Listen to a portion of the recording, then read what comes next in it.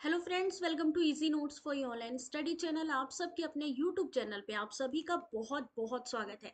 Friends, चलिए start करते हैं। यहाँ पे यूजीसी नेट पेपर 1 का क्वेश्चन पेपर जो कि 13 दिसंबर का है। कुछ क्वेश्चंस मैंने इसके करवा दिए थे। शिफ्ट 2 का ये क्वेश्चन पेपर है, तो जल्दी से एक बारी लाइव आ जाइए और यहाँ पर एक बारी कंफर्म कर दीजिए कि आप लोगों को मेरी वॉइस आ रही है या नहीं आ रही है। हेलो कमल, यहाँ पर क्या आपको मेरी वॉइस आ रही है?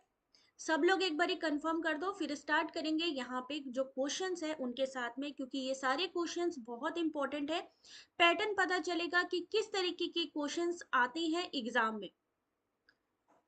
क्वेश्चन नंबर 14 12, जल्दी से एक बार आ जाओ। मैं यहाँ स्टार्टिंग से ही आप लोगों को दिखाती जाऊंगी कि किस तरीके के क्वेश्चंस एग्जाम में पूछे गए हैं 13 दिसंबर 2023 में। लास्ट एग्जाम हुआ था दिसंबर में, ठीक है। अब यहाँ पर जैसा कि आप जानते हो, ये क्वेश्चंस कल मैंने थ्योरी के आप लोगों को दिखाए थे, जहां पे आपसे बायोडाइवर्सिटी के क्वेश्चन था जिसका एक्सप्लेनेशन भी था।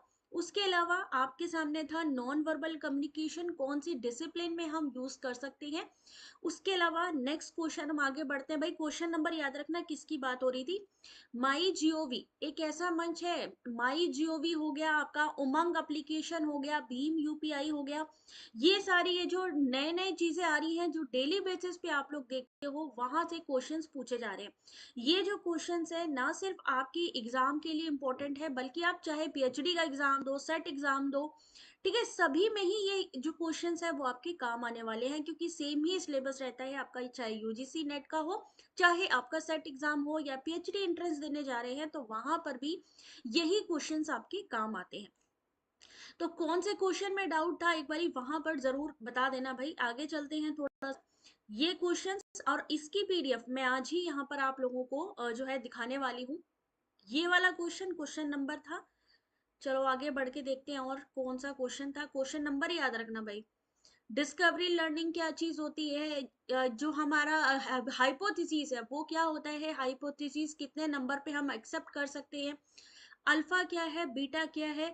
बहुत सारी छोटी छोटी चीज है। क्वेश्चन नंबर 12, कुकीज से क्वेश्चन मैंने कल पूछा था, और क्वेश्चन नंबर 12 जैसा कि भी आपने कहा है, तो क्वेश्चन नंबर 12 तो यही रहा, जहां पे आपसे इंटरनेट कुकीज के बारे में पूछा गया था कि क्या ये स्पाईवेयर है, उनका केवल विज्ञापन में प्रयोग होता है, उसका प्रयोग केवल ब्राउजर प्रयोग की खबर करने के लिए होता है, या वे वायरस की तरीके होते हैं।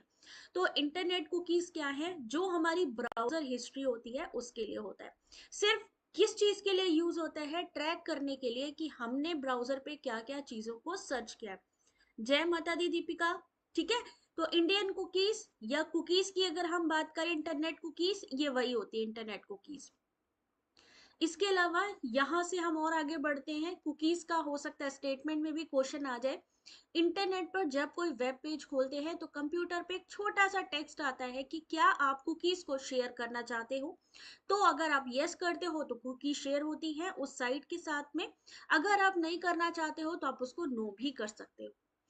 क्वेश्चन नंबर 13 आपका ओडीएस से था, ओजोन डिप्लेटिंग सबस्टांस। यहाँ पर आपके सामने क्वेश्चन नंबर 13 था, जिसका डिटेल में भी यहाँ पर आपको बताया था। 13 के बाद नेक्स्ट क्वेश्चन 14, जहां पे आपसे कहा गया सामान्य वितरण के लिए माध्यिका से किन मापों की समतुल्य होगी। यानी यहाँ पे अगर हम बात करें नॉर्मल डिस्ट्रीब्यूशन में, जो मीन होता है वो किसके समतुल्य या इक्विवेलेंट होता है। तो यहाँ पे सही आंसर था द्वितीय चतुर्थक, माध्य, 50वां शतमाक, बहुलक या 5वां दशमक। क्वेश्चन नंबर 15 था आगमनात्मक युक्तियां निगमनात्मक युक्तियों से, इंडक्टिव डिडक्टिव आर्ग्यूमेंट। ये कौन सी यूनिट से है? लॉजिकल रीजनिंग से क्वेश्चन है। आगमनात्मक युक्तियां केवल दृढ़ या कमजोर हो सकती हैं। उसके अलावा आगमनात्मक तर्क वो होते हैं जो उनके निष्कर्ष को केवल संभावित बनाते हैं। निगमनात्मक युक्तियां या तो अवैध होती हैं या वैध होती हैं, ठीक है। Question number 16, drop box internet और गूगल डॉक से जुड़ा हुआ क्वेश्चन था। यहाँ पे ड्रॉप बॉक्स और आपका गूगल, ये हाँ, यहाँ से क्वेश्चन हमने स्टार्ट करना था ना। चलो भाई, यहाँ से क्वेश्चन है हमारा क्वेश्चन नंबर 16। देखते हैं कितने लोग इस क्वेश्चन को सॉल्व कर पाएंगे। ड्रॉप बॉक्स इंटरनेट पर ईमेल सेवा का एक उदाहरण है। गूगल डॉक एक ऑनलाइन वर्ड प्रोसेसर है। तो सही आंसर क्या था इस क्वेश्चन का? ऑप्शन नंबर डी, यानी कि पहला कथन गलत है और दूसरा कथन सही है। ड्रॉप बॉक्स क्या होता है? ड्रॉप बॉक्स के बारे में कौन बताना चाहेगा कि ड्रॉप बॉक्स क्या होता है?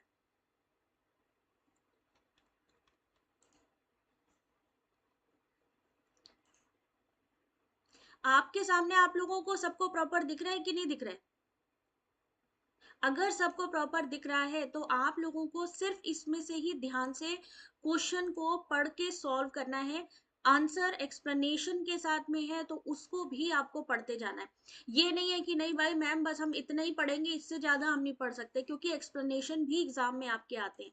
तो क्या है यहाँ पे क्वेश्चन? ड्रॉप बॉक्स और साथ ही आपका गूगल डॉक्स के बारे में। गूगल डॉक्स या डॉक्यूमेंट कह सकते हो, गूगल डॉक्यूमेंट। और ड्रॉप बॉक्स क्या है? तो ड्रॉप बॉक्स एक फाइल शेयरिंग एप्लीकेशन है। मूल रूप से ईमेल के बजाय अटैचमेंट साझा करने का एक वैकल्पिक तरीका है। ड्रॉप बॉक्स सहयोग और संचार के मामले में ईमेल की जगह नहीं लेता है, लेकिन फाइलें साझा करने में इसकी महत्वपूर्ण भूमिका है। Dropbox file sharing application, जैसे गूगल ड्राइव से आप फाइल शेयर कर सकते हो। Google Doc online word processor है जो आपको दस्तावेज बनाने, उसे फॉर्मेट करने के साथ अन्य लोगों के साथ काम करने की सुविधा भी देता है। फाइल शेयरिंग एप्लीकेशंस, ठीक है। क्वेश्चन नंबर 16 था यहाँ पे। क्वेश्चन नंबर 17 देखते हैं कितने लोग इस क्वेश्चन का आंसर दे पाएंगे।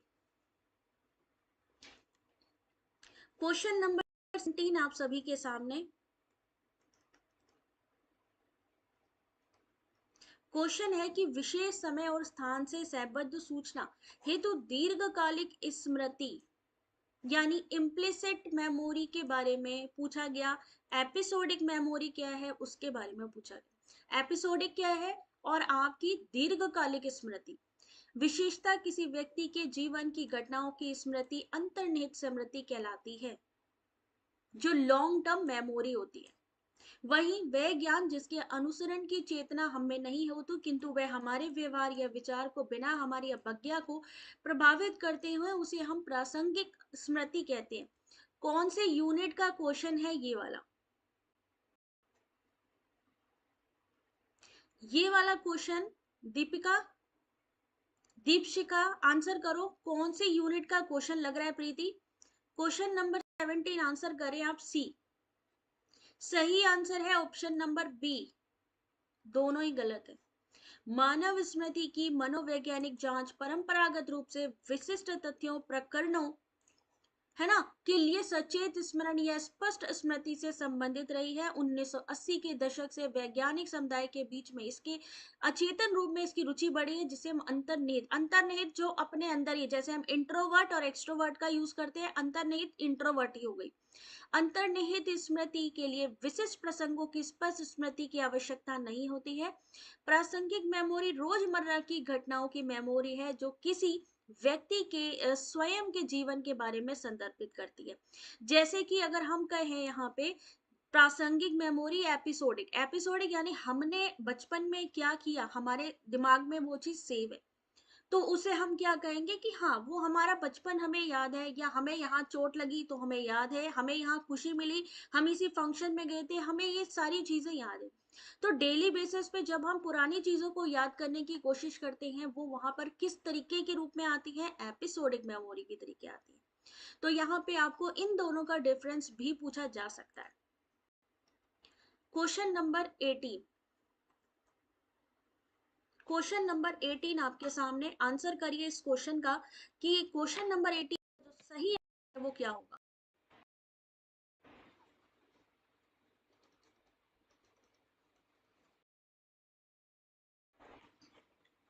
क्वेश्चन है आपका, dynamic RAM is the most common type of RAM used in computer but where absolute speed is essential, static RAM is the preferred technology. RAM और एस रैम। रैम कंप्यूटरों में प्रयोग होने वाला, डी फॉर डायनामिक, गतिक, ठीक है।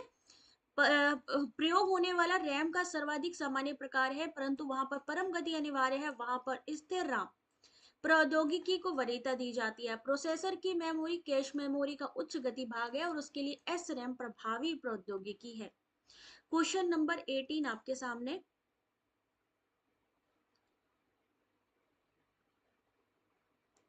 वो टीचिंग एप्टीट्यूड का था, बिल्कुल सही है। ये है आपका कौन सा, information and communication technology. Priyanka ने कहा बी, दीपशिका ने कहा है डी। देखते हैं सही है कि नहीं। सही आंसर है ऑप्शन नंबर 1, ये दोनों ही सही है। डी रैम कंप्यूटर में प्रयोग होने वाले रैम का सर्वाधिक सामान्य प्रकार है, परंतु जहां पर परम गति अनिवार्य है वहां पर स्थिर रैम यानी SRAM स्टैटिक रैम को वरीयता दी जाती है। प्रोसेसर की मेमोरी कैश मेमोरी का उच्च गति भाग है और उसके लिए SRAM प्रभावी प्रौद्योगिकी है। एक क्वेश्चन और आता है कि सबसे फास्ट मेमोरी कौन सी होती है। फास्टेज स्टोरेज मेमोरी अगर हम बात करें, फास्टेज स्टोरेज कौन सा होगा।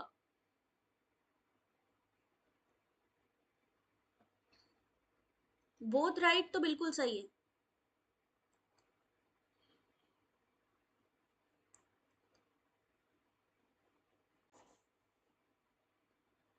रैम और रोम में डिफरेंस क्या है, यहां से भी question. What is RAM, what is ROM, उसके अलावा बूटिंग कहां पे होती है। Cache memory, very good Priyanka. Deepshikha very good. Cache memory सबसे फास्ट होती है। कितने प्रकार की होती है कैशे मेमोरी।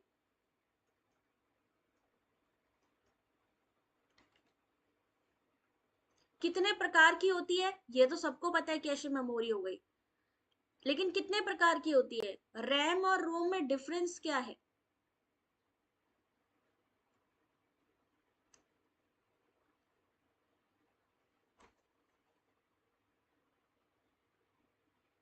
बूटिंग रोम में होती है, very good. RAM volatile memory है। वोलाटाइल मेमोरी का क्या मतलब होता है, वोलाटाइल नॉन वोलाटाइल। अब्दुल्ला तन्मय, वोलाटाइल नॉन वोलाटाइल भाई अपने को नहीं समझ में आता है। अपने को क्या है कि पढ़ाने वाला कोई होना चाहिए। तो हमें मान लो मेरे को नहीं पता वोलाटाइल क्या है और नॉन वोलाटाइल क्या है, तो क्या बताएंगे, कोई एक लाइन में बताइए क्या होता है वोलाटाइल नॉन वोलाटाइल।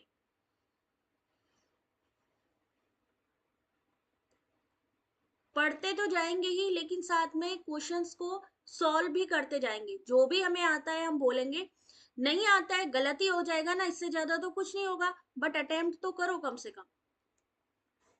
रैम है वोलाटाइल मतलब कि अचानक से अभी हम मान लीजिए काम कर रहे हैं। रैम मतलब अगर हम अभी काम कर रहे हैं, इलेक्ट्रिसिटी चली जाए या यहाँ पर हमारे में यूपीएस नहीं लगा हो, तो क्या होगा कि तुरंत ही यहाँ जो डेटा होगा वो उड़ जाएगा।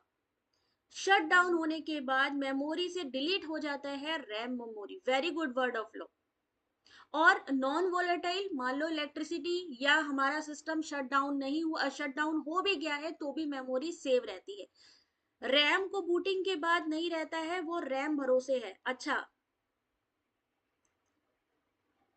कंप्यूटर ऑफ करने से डेटा डिलीट हो जाता है, किसमें, वोलाटाइल में। जिसमें डिलीट नहीं होता वो नॉन वोलाटाइल होती है। वेरी गुड, ये देखो दीपिका ने एक्सप्लेनेशन अच्छे से लिखा है, वेरी गुड बेटा। और मैं ये पिन कर रही हूँ, ठीक है। ऐसे ही आप लोग भी एक्सप्लेन कीजिए किसी चीज को। भाई हम प्रोफेसर बन रहे हैं, असिस्टेंट प्रोफेसर, हमारा किस चीज का टेस्ट हो रहा है। उनको पता है आप पोस्ट ग्रेजुएट हो, आपको उनको पता है आपको सारी नॉलेज है। वो किस चीज का चेक करें, एप्टीट्यूड का। एप्टीट्यूड का जब चेक किया जाता है तो वो कहीं से भी किसी भी तरीके का क्वेश्चन आपसे पूछ सकते हैं। आप लोग जब क्लास में आया करो तो ये मत सोचा करो कि सारी चीजें मैडम बताएंगी, कुछ भी नहीं बताऊंगी मैं। आपको जब तक खुद से तैयारी नहीं करोगे तब तक चीजें समझ में नहीं आएंगी। आपके पास एंड्रॉयड फोन है, बढ़िया से बढ़िया फोन होगा, किसी किसी के पास लैपटॉप भी होगा। तो चीजें जो क्वेश्चन पूछे जाए क्लास में उन सबको वहां पर भी सर्च करो, कहीं से भी कॉपी करके लिखो, करेक्ट आंसर लिखो। आपके साथ साथ बहुत सारे बच्चों की नॉलेज बढ़ती है वहां से, ठीक है। चलो अगला क्वेश्चन, क्वेश्चन नंबर 19। मैं मान लेती हूँ अपने आप को कैंडिडेट और आपको मैं समझ लेती हूँ भाई हमारा टीचर। अब क्या क्वेश्चन का आंसर करोगे अब इसमें, इसमें से कौन सा अकारिक दोष है। कोई भी राजनीतिक मूर्ख नहीं है, कुछ मतदाता मूर्ख नहीं है, इसलिए कुछ मतदाता राजनीतिक नहीं है।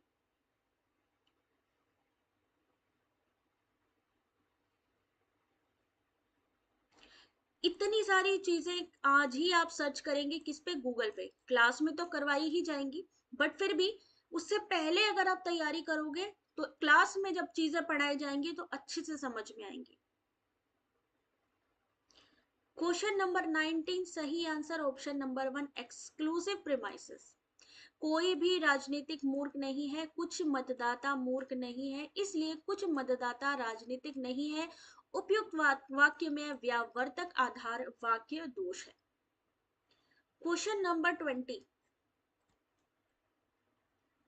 हम लोगों से कहा जाता है एनईपी 20 पे हम जोर दे रहे हैं, लेकिन क्वेश्चन कहां से आते हैं? 1968 की एनईपी, 1986 की एनईपी से, क्वेश्चन 2020 की भी एनईपी से। ठीक है, आप लोग मुझे बता सकते हो अब तक कितनी नेशनल एजुकेशन पॉलिसीज आई हैं?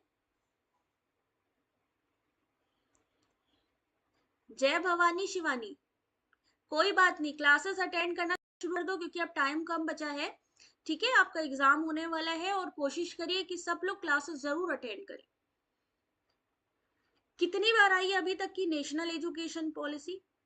Question number 20, Wajida question number 20, शिक्षा पर राष्ट्रीय नीति 1986 का अभीष्ट सामाजिक विज्ञानों में अंतर विषयी अनुसंधान को प्रोत्साहन करना था।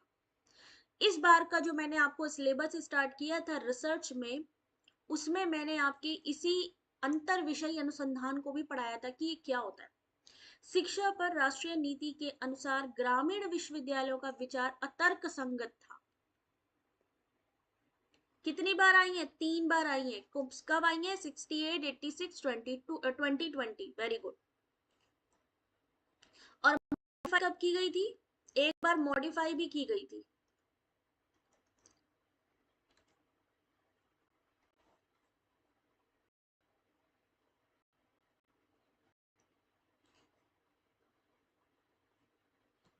Question number 20, option number C pattern सही और दूसरा गलत। जहां पे लिखा है अतर्क संगत था ग्रामीण विश्वविद्यालयों का विचार, तो यहां पर ये वाला ऑप्शन जो है वो गलत है। रूरल यूनिवर्सिटीज के लिए इलॉजिकल था, ऐसा नहीं है। शिक्षा पर राष्ट्रीय नीति का अभीष्ट सामाजिक विज्ञानों में अंतर विषय अनुसंधान को प्रोत्साहित करना ये सही था।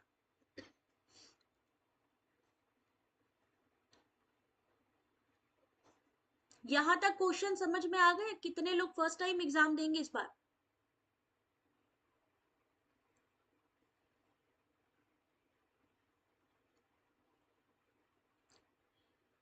यहां तक क्वेश्चन समझ में आ गए कि नहीं आ गए?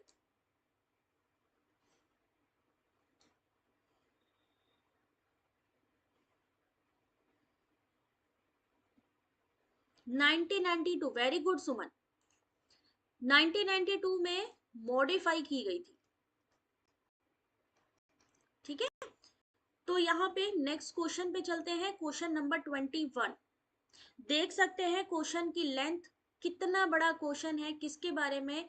ओएलईडी के बारे में।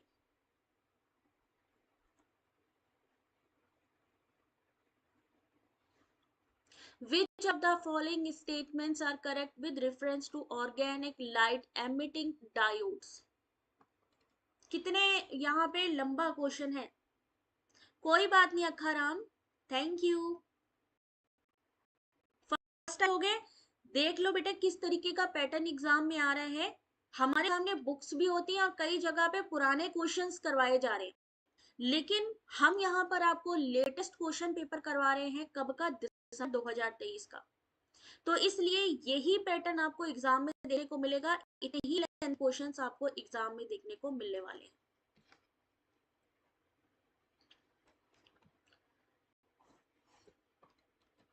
क्वेश्चन नंबर 21,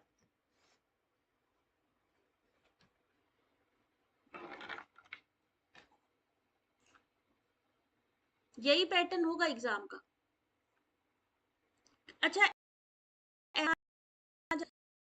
बताओ जरा कितने लोग इसको पढ़ लोगों को लगता है कि हाँ अगर एग्जाम में ऐसे क्वेश्चन आ जाएंगे हम इनको पढ़ लेंगे, पढ़ने का हमारे पास पूरा टाइम होगा, मोस्टली छोड़ के आ जाते हैं या तुक्का मार के आ जाते हैं। साइकोलॉजी के लिए भाई मैं स्टडी मटेरियल प्रोवाइड कर रही हूँ टेलीग्राम पे, आप लोग वहां से जरूर देखो। ऐसे क्वेश्चन देख के रोना आ जाता है। सोचो जिनके क्वेश्चन पेपर में आया होगा तो क्या हुआ होगा। सही answer B N C. B N C. LED की तुलना में ओएलईडी अधिक तेज प्रकाश देती है जिसके कारण रंग अधिक सुस्पष्ट होते हैं। वहीं एलसीडी एलईडी फॉर्मेट की अपेक्षा ओएलईडी अधिक वृहद दृश्य क्षेत्र की रचना करते हैं। यहाँ पे आपको ओएलईडी तीन आपको बताने हैं, ओएलईडी, एलसीडी और एलईडी का फुल फॉर्म बताना है, जल्दी से बताइए जरा।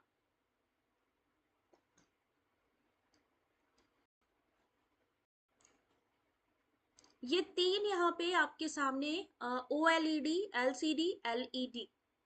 सही आंसर डी। सोचो एग्जाम में अचानक से अगर ऐसे क्वेश्चन आ जाए, हमने पूरी तैयारी कर ली, सब कुछ कर लिया, पूरा सिलेबस पढ़ लिया, पूरी बुक पढ़ ली, लेकिन ऐसे क्वेश्चन आ गए जिसको हमें पता ही नहीं है, दिमाग में ही नहीं है हमारे क्वेश्चन, तो करेंगे क्या? वहां जाके फिर दिमाग ब्लॉक हो जाता है। तो ब्लॉक ना हो उसके लिए जरूरी है ऐसे क्वेश्चंस को सॉल्व करना। फुल फॉर्म बताइए जल्दी जल्दी।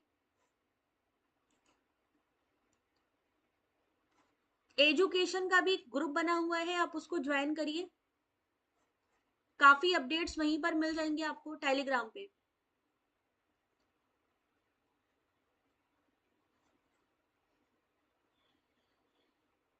सोशलॉजी की तो बुक पीडीएफ वगैरह सब है, टेलीग्राम ज्वाइन करिए।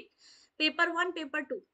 चलो एलईडी यानी light emitting diode, organic light emitting, आगे और कौन बताना चाहेगा?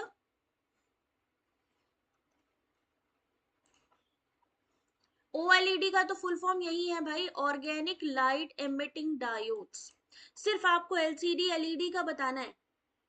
इसका पीडीएफ आपको पेपर 1 की क्लासेस का और क्वेश्चन पेपर का हमारी वेबसाइट पर पूरा पूरा मिलेगा। चलो आगे चलते हैं, जब तक इसके तुम लोग फुल फॉर्म ढूंढो। ठीक है, क्वेश्चन नंबर 22। 22 इसलिए बोल रही हूँ और यहाँ आप देख रहे हैं 28, इसलिए क्योंकि डीआई का क्वेश्चन मैंने इसमें नहीं कराया है अभी। डीआई का क्वेश्चन मैं अलग से आपको दूंगी, डीआई और आरसी होगा, जिसमें किसी वस्तु को अगर हम 10% लाभ पर बेचते हैं और इसे विक्रय मूल्य पर 26 रुपए अधिक पर बेचा गया होता, किसी वस्तु को 10% लाभ पर बेचा गया, यदि इसे विक्रय मूल्य से 26 रुपए अधिक पर बेचा गया होता तो हमें 15% का लाभ होता। तो वस्तु का लागत मूल्य क्या है इसमें? यानी हमने कोई चीज बेची, हमें 10% का प्रॉफिट हुआ। अगर हम सेलिंग प्राइस से 26 रुपए ज्यादा बेचते तो हमें 15% का ज्यादा प्रॉफिट होता। तो एक्चुअल कॉस्ट प्राइस क्या है उस आर्टिकल की? बिल्कुल क्विज वाले ग्रुप में ज्वाइन हो सकते हो, डोंट वरी। सही आंसर देखिए ऑप्शन नंबर डी। कैसे? इन्होंने कहा 15% का लाभ हो सकता है, जबकि हमें कितने का हुआ? 10% का। कितने पे? 26% अधिक पे बेचा जाता, 26 रुपए अधिक पे अगर बेचा जाता तो 15% का लाभ होता। हम प्रॉफिट की जब बात करते हैं तो हमें किससे निकालना होता है? 100 से, 100% के रूप में होता है। तो अगर प्रॉफिट हुआ है तो 100 में 10 जोड़ दो, 110। सेम ऐसे ही 15% का लाभ हो गया तो कितना हो गया आपका? 115। तो यही चीज यहाँ पे है कि अगर वो चीज 26 रुपए ज्यादा में बेची जाती तो 115 का लाभ होता। ऊपर की संख्या माइनस कर दी, क्या हुआ? एक्स की वैल्यू निकाल ली। एक्स की वैल्यू निकालने के बाद हमारा जो आंसर निकलेगा 520 निकलेगा। 26 इंटू 100 हमेशा ऐसे मल्टीप्लीकेशन होता है, याद रखिए। और जो ऊपर है क्योंकि वो x की वैल्यू है तो x की वैल्यू चली जाएगी नीचे, जिससे हम डिवाइड करेंगे। 520 इस क्वेश्चन का सही आंसर। चलिए अगले क्वेश्चन पे चलते हैं, क्वेश्चन नंबर 23।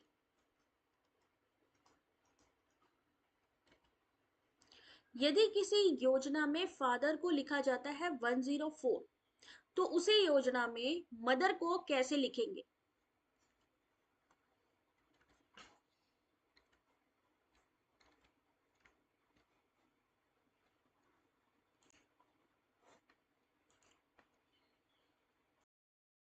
रीजनिंग का क्वेश्चन आप सभी के सामने।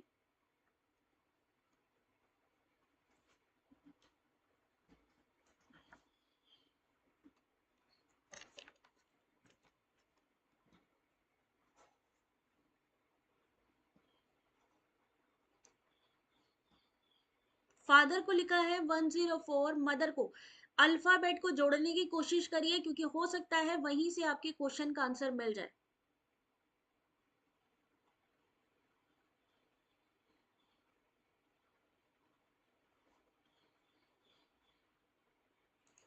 देखते हैं सही आंसर। इस क्वेश्चन का आंसर आपको 30 सेकेंड्स में देना चाहिए, सिर्फ 30 सेकेंड्स। सही आंसर है ऑप्शन नंबर बी, 83। फादर को वर्णमाला के विपरीत क्रम में लिखने पर, उसी तरीके इनको जोड़ने पर बना 104। विपरीत क्रम में लिखेंगे तो क्या होगा? वैसे ही मदर को अगर वर्णमाला के विपरीत क्रम में रखेंगे तो 83 होगा। विपरीत मतलब जेड से स्टार्ट करेंगे।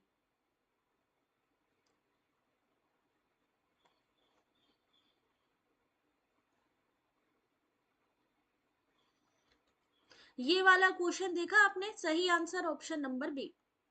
क्वेश्चन नंबर 24, बहुत आसान सा क्वेश्चन है, हर बार एग्जाम में पूछा जाता है। पेन का फुल फॉर्म। ये पेन वो वाला पेन नहीं है, ये पेन है आपका एनवायरमेंट का।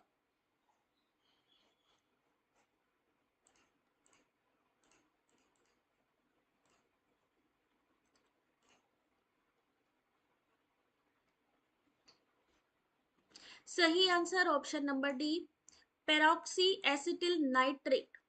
पेन का पूर्ण रूप पेरोक्सी एसिटाइल नाइट्रेट्स है, जो कि वाष्पशील कार्बनिक यौगिक को नाइट्रोजन ऑक्साइड और सूर्य के प्रकाश के बीच अभिक्रियाओं की एक जटिल संख्या के माध्यम से गठित वायु प्रदूषक का एक प्रकार है। पेन एक अत्यधिक प्रतिक्रियाशील यौगिक है जो गंभीर स्वास्थ्य और पर्यावरणीय समस्याओं का कारण बन सकता है। Peroxide nitrate. कोई बात नहीं, अगला क्वेश्चन 25 किसके बारे में पूछा गया है? कैनवा के बारे में, एजू पजल के बारे में। एड पजल,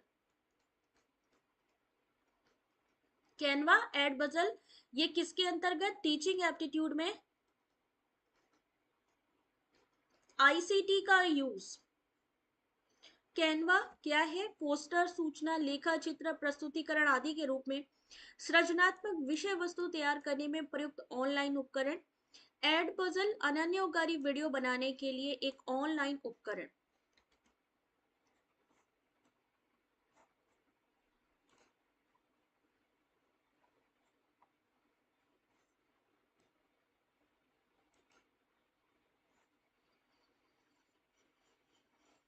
कैनवा आप लोगों ने सुना है? कैनवा के तो बारे में मेरे ख्याल से सबको नॉलेज होनी चाहिए, जहाँ पे थंबनेल बना लेते हो आप लोग, कोई ड्राइंग करनी हो, कोई कुछ करना हो आपको, है ना, पिक्चर्स इमेज चाहिए हो, बढ़िया ग्राफिक चाहिए हो, तो कैनवा का यूज करते हैं हम लोग। ऑप्शन नंबर ए हैंकिंग बॉय बिल्कुल सही है। ऑप्शन नंबर 1 और 2 दोनों ही सही है। कैनवा पोस्टर, सूचना, लेखा चित्र, प्रस्तुतिकरण के लिए सृजनात्मक विषय वस्तु तैयार करने का ऑनलाइन उपकरण है। एड पजल अनन्यकारी वीडियो यानी ऑनलाइन टूल है for creating interactive videos. Question number 26, संचार परिवेश में शरीर और मन के बीच में विरोधाभासी संबंध किसमें फलित होता है?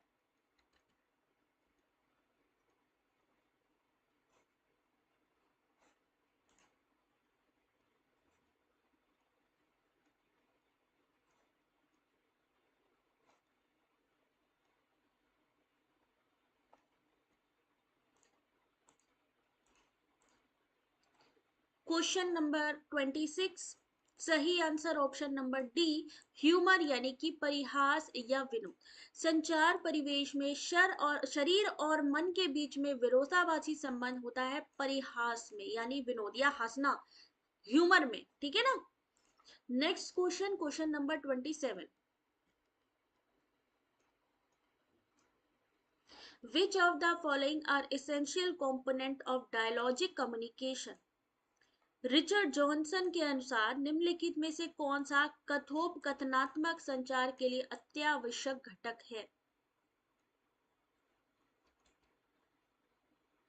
अच्छा, कितने लोगों को लग रहा है इन क्वेश्चंस को देख के कि अगर ये क्वेश्चंस आएंगे तो हम आराम से सॉल्व कर लेंगे, कोई टेंशन नहीं होने वाली? इन मतलब क्वेश्चन को देख के आपका क्या फीडबैक आ रहा है कि ये जो आपके सिलेबस में आप लोग पढ़ रहे हो एग्जैक्टली वही है, या यहाँ पे नया सिलेबस यूज किया गया है? क्योंकि इसी के अकॉर्डिंग हम आप लोगों की क्लासेस करवा रहे हैं।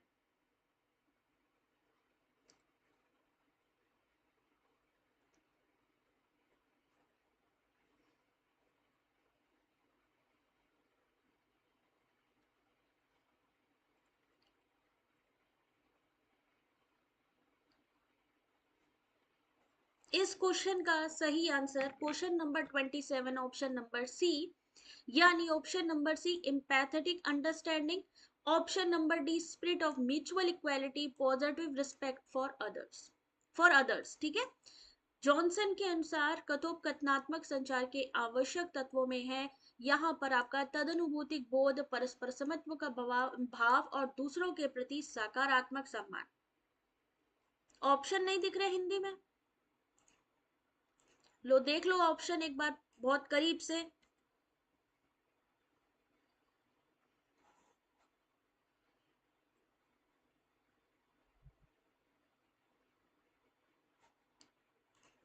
ठीक है, चलो कोई बात नहीं, अगले क्वेश्चन पे चलते हैं, क्वेश्चन नंबर 28।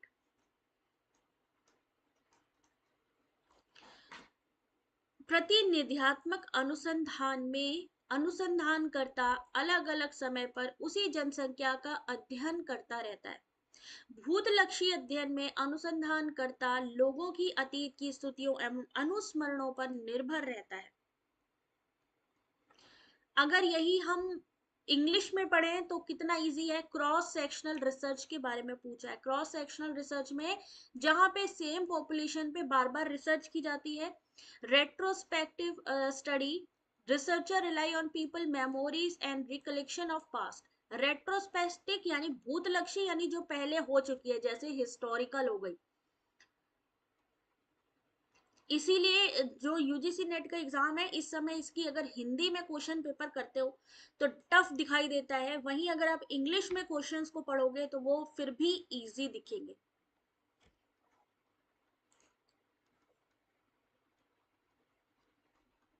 इसी में ही आंसर छुपा है इसका।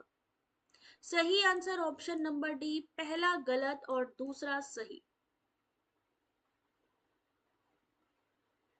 ऑप्शन नंबर डी, प्रतिनिध्यात्मक अनुसंधान यानी क्रॉस सेक्शनल में अनुसंधानकर्ता लंबे समय तक अध्ययन करने के स्थान पर एक ही समय में विभिन्न आयु के बालकों का अध्ययन एक साथ करता है। भूतलक्षी अध्ययन में अनुसंधानकर्ता लोगों की अतीत की स्मृतियों अनुस्मरणों पर निर्भर रहता है। इन्होंने कहा है सेम पॉपुलेशन पे बार बार करना, और वो क्या करेगा, अलग अलग चीजों पे करेगा। जैसे पॉपुलेशन में ही किसी की एज ले ली या किसी किसी चीज को पकड़ लिया, किसी मुद्दे को, और उस पे हमने बार बार अध्ययन करी। सेम पे करेगा तो क्या ही रिसर्च में क्या निकलेगा। 29 क्वेश्चन नंबर।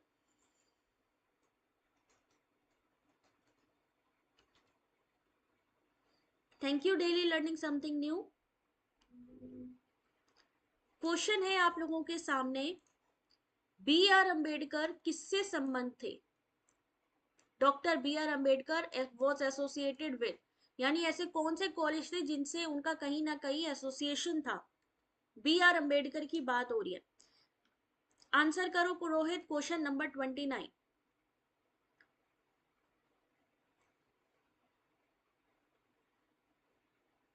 इसी क्वेश्चन में फंसते हो,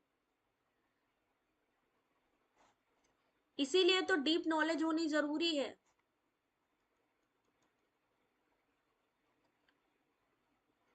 चलो देखो भाई, क्वेश्चन नंबर 29 सही आंसर आपका ए भी है और बी भी है। ए भी सही है हमारा, बी भी सही है, यानी option number A B C और डी। बी आर अम्बेडकर का संबंध निम्न कॉलेज से, Elphinstone college, Khalsa college, Milind college, Siddharth college. उसके अलावा कोलंबिया विश्वविद्यालय, London School of Economics and Political Science, Sydenham college, वॉन विश्वविद्यालय Germany, government law college Mumbai आदि संस्थाओं से भी इनका एसोसिएशन रहा है। ठीक है। Question number 30। भाई गजब, गजब के क्वेश्चंस हैं, बिल्कुल ऐसा लगेगा कि आपको तो थोड़ी देर में नींद आ जाएगी ऐसे क्वेश्चंस को पढ़ के। और जब एग्जाम में यही क्वेश्चंस आपको देखने को मिलेंगे तब क्या होगा। प्रत्येक संचार में विषय वस्तु और संबंध दोनों के तत्व विद्यमान रहते हैं। आंखों के व्यवहार से परासंचारी संकेत मिलते हैं। Every communication content element of both content and relationship. Eye behaviour provide meta communicative cues. English easy है, वही मैं आपसे कह रही हूँ।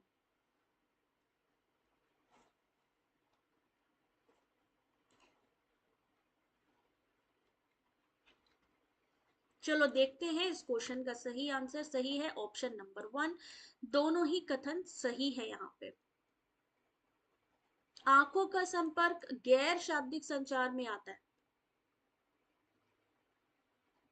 परासंचार, पराभाषा संचार, पराभाषा सुना होगा आप लोगों ने, पराभाषा परासंचार। क्वेश्चन नंबर 31 आ गई एनईपी 2020। Question number 31। नई राष्ट्रीय नीति 2020 के अंतर्गत निम्नलिखित में से शिक्षा के किन मौलिक सिद्धांतों को रेखांकित किया गया है।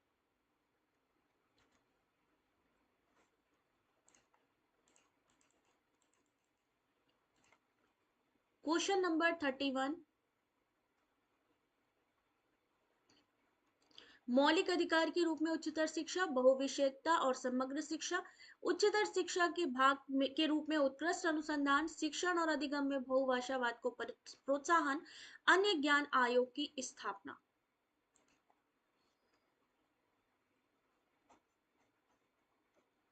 जिसको भी इस क्वेश्चन का आंसर चाहिए भाई जल्दी से एक बारी वीडियो को लाइक और शेयर जरूर कर देना, जिससे कि बाकी बच्चों तक भी ये कंटेंट पहुंच सके, ये क्वेश्चन पेपर पहुंच सके और सब लोग इसका फायदा उठा सको। देखते हैं सही आंसर किसका है। Option number B, B C D इस क्वेश्चन का सही आंसर है। नई राष्ट्रीय नीति में आपको पता है मल्टी डिसिप्लिनरिटी और होलिस्टिक एजुकेशन पे जोर दिया जा रहा है। Outstanding research as a part of higher education. Higher education में रिसर्च को बहुत ज्यादा इस समय वैल्यू दी जा रही है, रिसर्च के क्षेत्र को बढ़ावा दिया जा रहा है। Promotion of multilingualism teaching and learning, और बहुभाषावाद टीचिंग पर भी विचार किया जा रहा है, प्रमोशन या प्रोत्साहन दिया जा रहा है। ये तीन चीजें हैं एनईपी 2020 की। सही answer option number B. Question number 32। निम्न सौर ऊर्जा संग्रहण प्रणालियों में किस प्रणाली में ऊष्मा ऊर्जा के भंडारण के लिए लवण प्रवणता संकल्पना का प्रयोग किया जाता है।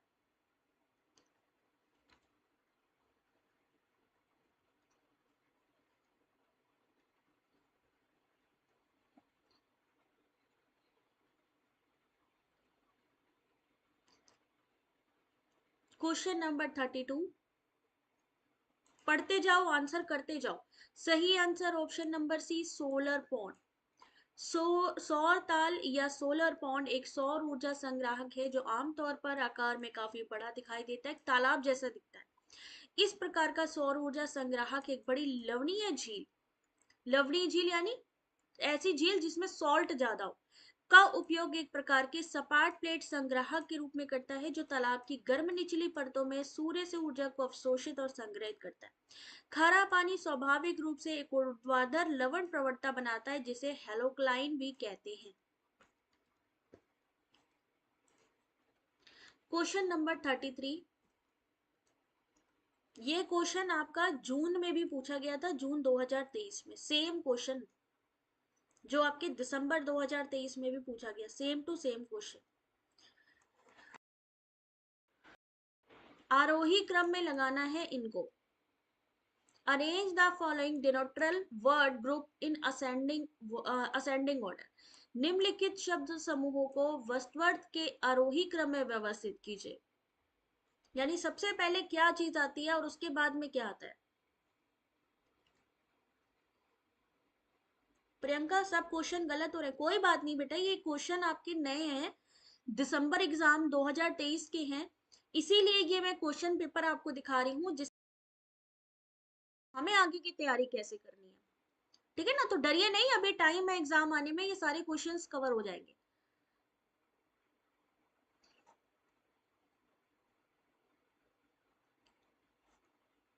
सबसे पहले क्या आएगा इसमें, सॉलिट्यूड ने कहा है ऑप्शन नंबर डी, सही आंसर है भाई ए। सबसे पहले आएगा वन बिलाव, फिर आएगा विडाल, फिर आएगा स्तनपाई, कशेरुकी और फिर पशु, आरोही क्रम।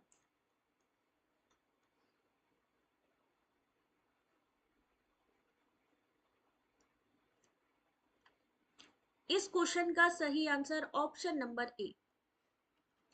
Question number 34, which of the following are the characteristics of mental development of adolescent. Teaching aptitude का ये क्वेश्चन, किशोरों के मानसिक विकास के अभिलक्षण इनमें से कौन से हैं, कैसे पता चलेगा कि उनका मानसिक विकास हो रहा है।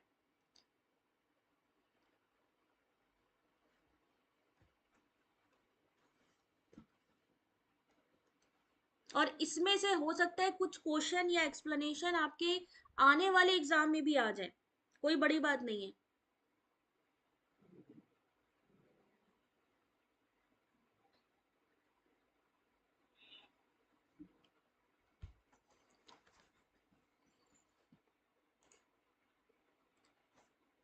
जो किशोर होते हैं, किशोर मतलब टीनेजर होते हैं, जो टीनेजर बच्चे होते हैं उनमें कैसे पता चलेगा उनका मानसिक विकास हो रहा है, उस कैसे क्या चीज हो रही है, कि कमी हो रही किसी चीज में, उस चीज को हटा देंगे यहां से।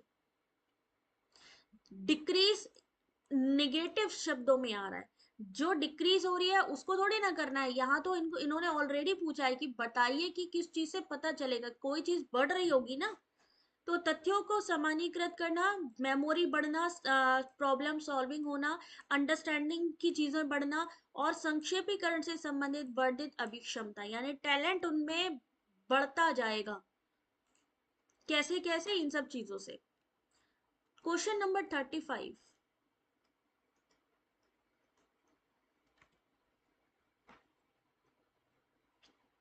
क्वेश्चन नंबर 35 आपके सामने, नीडेड फॉर, अब पर्यावरणीय शिक्षा क्यों आवश्यक है। आंसर करो उर्वशी बेटा जल्दी से, फास्ट आंसर करना है, क्वेश्चन को पढ़ो, आंसर करो कि क्या आंसर होगा इसका। अभी कुछ बच्चे इसको बाद में भी देखेंगे, तो जो भी देखते जाए साथ साथ कमेंट में आंसर जरूर करते जाए, जैसे जैसे वीडियो देखो आंसर भी करते जाओ, ठीक है। क्यों जरूरी है भाई एजुकेशन की शिक्षा हमारे लिए।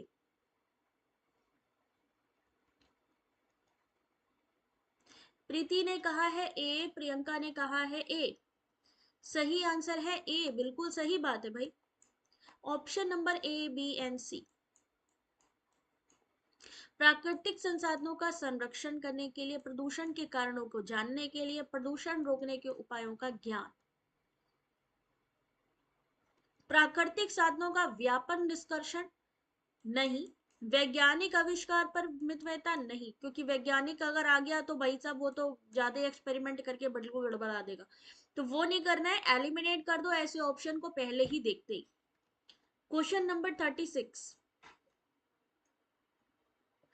ये वाला ट्रेंडिंग क्वेश्चन है एग्जाम के अकॉर्डिंग, क्योंकि ये क्वेश्चन आपसे मोस्ट ऑफ द टाइम पूछा जा रहा है, ट्रेंडिंग है, आंसर करते जाओ। थैंक यू सुमन, इजी लग रहा है दीपशिका। साहित्यिक चोरी संबंधित यूजीसी विनियम 2018 के अनुसार उच्चतर शिक्षा संस्थानों के प्राधिकारी साहित्यिक चोरी के कृत्य का स्वयं से संज्ञान नहीं ले सकते। साहित्यिक चोरी का मतलब उस व्यवहार से जिसमें किसी अन्य के कार्य या विचार को ग्रहण करना और उसे अपने नाम से आगे बढ़ाया जाना। क्या है साहित्यिक चोरी, उसके लेवल कितने हैं साहित्यिक चोरी के। विशाल, मनीषा, प्रोमिला, माही, जल्दी से इस क्वेश्चन का आंसर करो। 4 लेवल है, वेरी गुड। पहला लेवल,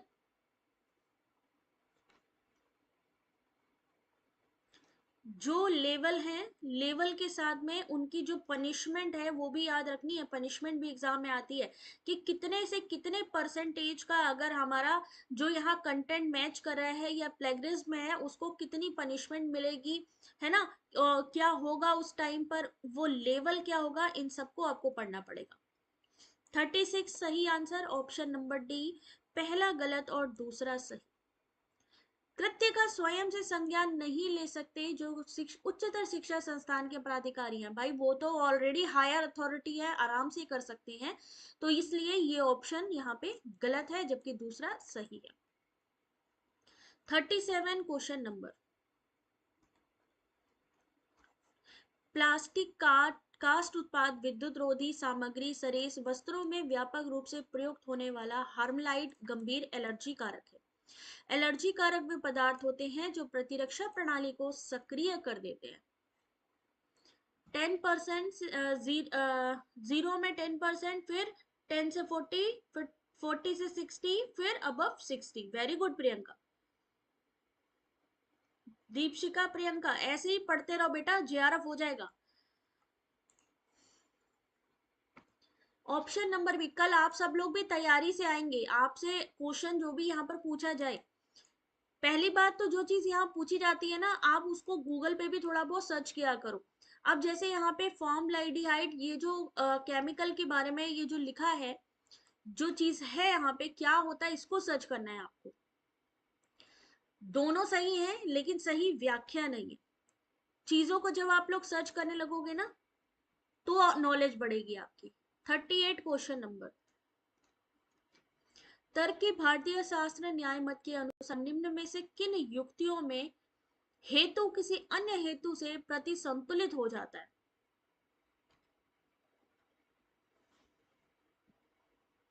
जब आप लोग भी आंसर देने लग जाओगे तो सोचो कितना मजा आएगा। क्वेश्चन नंबर 38,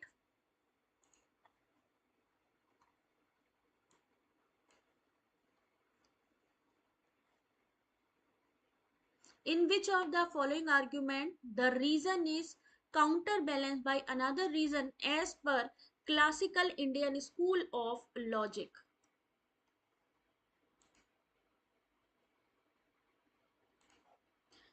सही आंसर, एनटीए ने इस प्रश्न को ही निरस्त कर दिया भाई, रिजेक्ट कर दिया। तर्क ने भारतीय शास्त्रीय न्याय मत के अनुसार निम्न युक्तियों में हेतु किसी अन्य हेतु से प्रति संतुलित हो जाता है। अग्नि शीतल है क्योंकि वो पदार्थ है, ध्वनि शाश्वत है क्योंकि वे उत्पादित होती है। ये दोनों सही ऑप्शन है, लेकिन फिर भी एनटीए ने यहाँ पे इसको गलत कर दिया है, इस ऑप्शन को ही, मतलब क्वेश्चन ये जो है इसको हटा के आपको 2 मार्क्स दे दिए। 2 मार्क्स किसको मिलेंगे, जो क्वेश्चन को अटेम्प्ट करेगा। जो क्वेश्चन को छोड़ के आएगा उसे कोई मार्क्स नहीं दिया जाएगा, ये भी याद रखिए। तो अगर क्वेश्चन गलत होता है एनटीए की तरफ से, बहुत से हो जाते हैं आजकल, तो ऐसे टाइम पे आप क्वेश्चन जरूर अटेम्प्ट करें। हो गया क्या भाई, हो गया, कंप्लीट हो गया भाई, हो गया। 45 है ना ये, चलो ठीक है भाई, हो गए यहाँ पे क्वेश्चन ये वाले। अब बचा है आपका डीआई का क्वेश्चन एंड आरसी का क्वेश्चन, जो कि मैं आप लोगों को नेक्स्ट वीडियो में प्रोवाइड करने वाली हूँ। कोई बात नहीं, इस पीडीएफ को आप लोग कलेक्ट कर सकते हो हमारी वेबसाइट से, easy notes for you online study channel. कौन से सेक्शन से, दिसंबर 2023 क्वेश्चन पेपर का पीडीएफ। अगर आप लोगों को कोई प्रॉब्लम आए ना, पीडीएफ समझ में आए कैसे डाउनलोड करनी है या लिंक कौन सी है, तो आपने क्या करना है, टेलीग्राम को ज्वाइन करना है, वहां पर भी मैं लिंक शेयर करूंगी। ठीक है, अब मिलेंगे आपसे नेक्स्ट वीडियो में। तब तक के लिए अपना ध्यान रखना है और क्वेश्चंस को पढ़ना है ज्यादा से ज्यादा। जिन्होंने वीडियो नहीं देख पाए हैं वो शुरू से देखना, क्योंकि अगर क्वेश्चन रिपीट हो जाएंगे तो आप लोगों का ही फायदा है। और जाने से पहले फीडबैक जरूर देना कि क्लास आपको अच्छी लगी, बुरी लगी, जैसी भी लगी बता जरूर देना। ठीक है, चलो, thank you very much, God bless you.